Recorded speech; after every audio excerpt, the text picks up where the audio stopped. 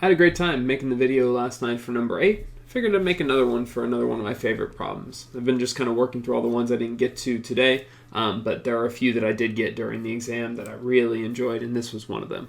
And it reveals a really neat trick about the sum of divisors that if you haven't seen before, hopefully I'll be able to make clear for you so it can stick in your head for a future contest. So in problem number 12, you're told that there's for a positive integer n, there's some function f of n, and it's going to be the quotient that when you take the sum of all the divisors of n and then divide by n. And they give you a really helpful example for 14. So just to kind of reiterate it the same way, let's say that we took f of 9. Well, 9 has 3 divisors, 1, 3, and 9. And so f of 9 would be the sum 1 plus 3 plus 9 divided by 9. So that's what, 12, 13 over 9.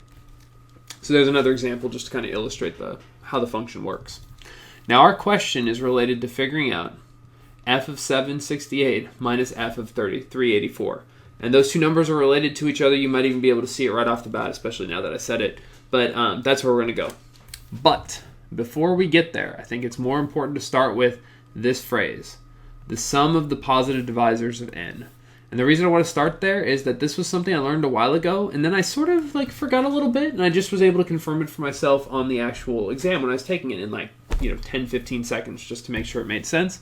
But I'll actually show you how it works. So there is a way to quickly find the sum of all positive divisors of a number.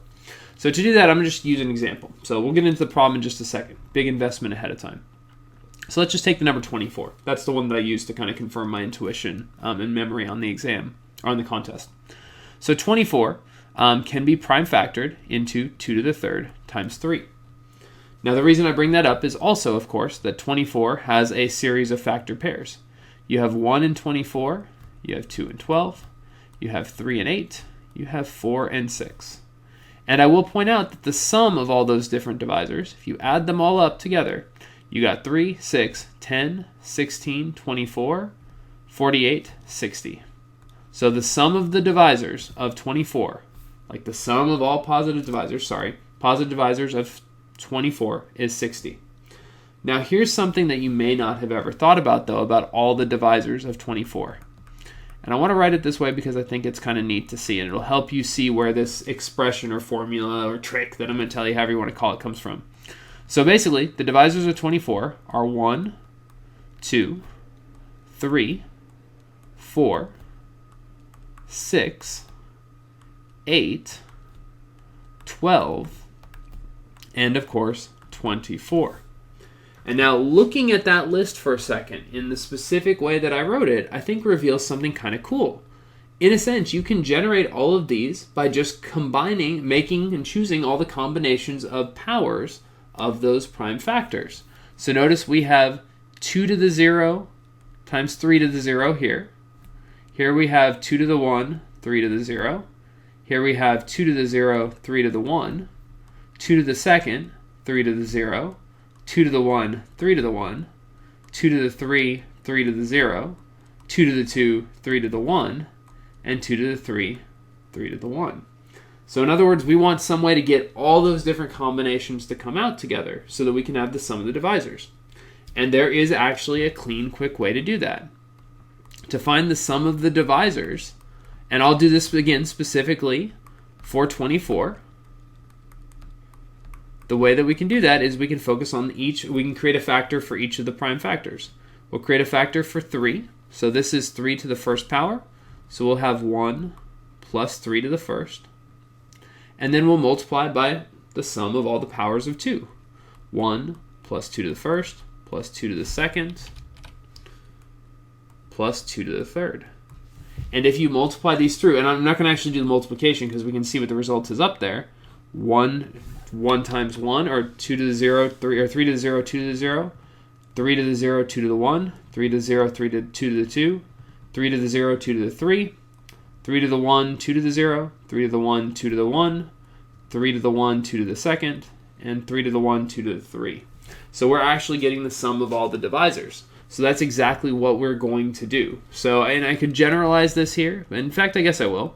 Sum of divisors Again, we're not in the problem yet. We're just sort of building some stuff up because, again, a lot of the team members a lot of the students on our team haven't necessarily seen this strategy before.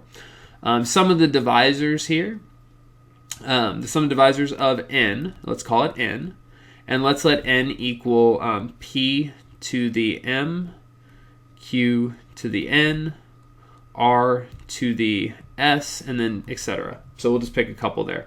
The sum of the divisors will be 1 plus p squared all the way up to p to the m times 1 plus q squared all the way up to q to the n, and then of course 1 plus r squared, I'll run into my own face cam here in just a second, r to the s, etc. So basically this is exactly how we can find the sum of the divisors. And that's going to be hugely helpful anytime you need the sum of the divisors, but it's going to be hugely helpful in a problem where we're trying to talk about this function f of n that includes as the numerator the sum of the divisors. We're dividing the sum of the divisors by the number itself. And so it'll be helpful for us to actually see that. So keep that in mind. That's the strategy I'm going to use here. And again, this builds up the intuition for it, so I'll try to make a mark here at 6:12 is when we finish that, 6:12. Okay, the problem itself. All about 768 and 384. So I want to make a couple notes and observations here as we start. First, let me just point out to you that 768, maybe not obviously, but hopefully you can see it when I say it there, because 38 times 2 is 76. It should be 2 times 384. In addition, 384 is going to be 192 times 2. So we get 192 times 4. From here, I'll just keep breaking this down, and at a certain point, it'll go pretty fast. So 92, I happen to know, is 96 times 2. So this is 96 times 2 times 2 times 2. And of course, 96 is 6 times 16. So we're going to get a 2, 4 more 2s, so 5, 6, 7, 8. So we're going to have 3 times 2 to the 8th. So that is 768. So again, I should probably be organizing this a little bit better, but for the moment, we'll just go with it. 3 times 2 to the 8th is 768, and since 768 is 384 times 2, we can then say that 3 times 2 to the 7th is equal to 384. So now, keeping that in mind, again, we can do this organization as we go. We now are going to need the sum of the divisors for each of these two numbers, and we'll use their prime factorizations to do it. So we're going to do this. I'm going to use two different colors here. I think I can do a better job of this. We're going to have f of 768. We'll calculate that. And then second, we'll do f of 384. So let's write those out before we combine them. So here we go. So f of 768. So the numerator is the sum of the divisors. So the sum of the divisors up there is going to be 1 plus 3. That encompasses 3 to the 0 times 3 to the 1. And then times 1 plus 2 to the first, plus 2 to the second, plus 2 to the third, all the way up there to 2 to the 7th, plus 2 to the 8th. And you notice I leave a couple terms at the end because I like to have a little bit at the end to kind of keep my intuition visible. Oh, and then it's f, so we're dividing by the number itself. So afterwards, we're going to divide everything by 768. So there's our first one. For 384, our factorization is 3 to the 1, 2 to the 7th. We're going to have 1 plus 3. Then we're going to have 1 plus 2 to the first, plus 2 to the second, plus 2 to the third, onward and onward, all the way up to 2 to the 7th.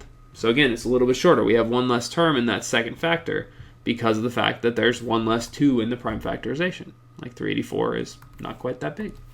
And then all of this will be divided by 384. Now, we want to combine these two things together, right? Like we said that before. Our goal here is to subtract f of 768 minus f of 384. And of course, you could combine all this together and add it all up if you really wanted to, and find the numbers and then grind through, but you don't have to.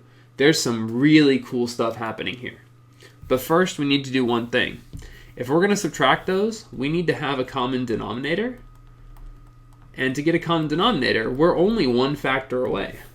384 is times 2 is 768. So I'm going to multiply up and down. I'll do it on this side. What the heck? Multiply up and down by 2 for f of 384. Now when I do that, like thinking this through a little bit, I'm going to end up with a couple different pieces here. So I'm choosing to do it this way. I'm going to take that 2 that I just wrote, and I'm going to multiply it in right here. You'll see why in just a second. We're going to distribute a whole bunch of times. So what that's going to give us now for f of 384 is still going to be 1 plus 3, which I'm just going to write as 4. But then on the inside, we'll have that extra 2. We'll have 2 plus 4 plus 8 plus all the way up to 2 to the 7th plus 2 to the 8th. And again, I'm writing it this way to sort of mimic the structure of what I have in f of 768. So there is our numerator. Our denominator is, again, 768. So next, looking at that red one, we can combine these two together. And that's exactly what I'm going to do. So actually, let's go to a fresh page here. So we're going to combine these together. I think we're subtracting, yeah? Yeah. Okay. So now that we've got them in place, we're going to go ahead and subtract these. But I want to do a couple different things here to help us get there. So I'm going to multiply that and treat it as a 4 as well, because 1 plus 3 is 4. And now let's go ahead and think about distributing these pieces in. Except we really don't have to. We don't have to. Take a look at this. If we were to distribute this 4 all the way into all these pieces, just like this one, like, I don't think we even need to look that far. These fractions are identical. They are identical fractions except for one thing. That first term. Everything else is exactly the same. The only thing that's not is 4 times 1 over 768. So basically everything else in here is going to zero out. In fact, I'm just going to do it that way. Everything will zero out. And we will be left with 4 times 1 over 768. All that we need to do then is simplify that. But fortunately for us, we already have done some of that work. 2 over 384 and 1 over 192. And I do not have the questions handy, do I? I do. Oh, yeah, there we go. That gives us, that gives us answer B. And so there we go. So there is our solution. The answer is B. So as far as the strategy we covered here, just to kind of recap it really fast before I call this a night, we developed, in case you hadn't seen it before, we developed a strategy for finding the sum of divisors really, really fast. We got that nailed. Then from there, we actually went about executing the evaluation of f of 768 and f of 384. We used that sum of divisors formula, or structure, however you want to think about it, to get that. And then we just found a common denominator. And when we did, we found that there was a whole lot of stuff in those two values, those two function values, that were exactly the same. So we zeroed them out, and we were left with just 4 over 768, which simplified beautifully. So with that said, I'm going to stop right there. Again, I don't anticipate this one getting quite the attention that yesterday's did. But hopefully if you run across it, you like it and enjoy it and find it kind of helpful. So thanks for watching. And maybe I'll do more of these things. I actually enjoy making them, and it's a nice change from everything else. So regardless, have a great rest of your day, whatever time of day it is.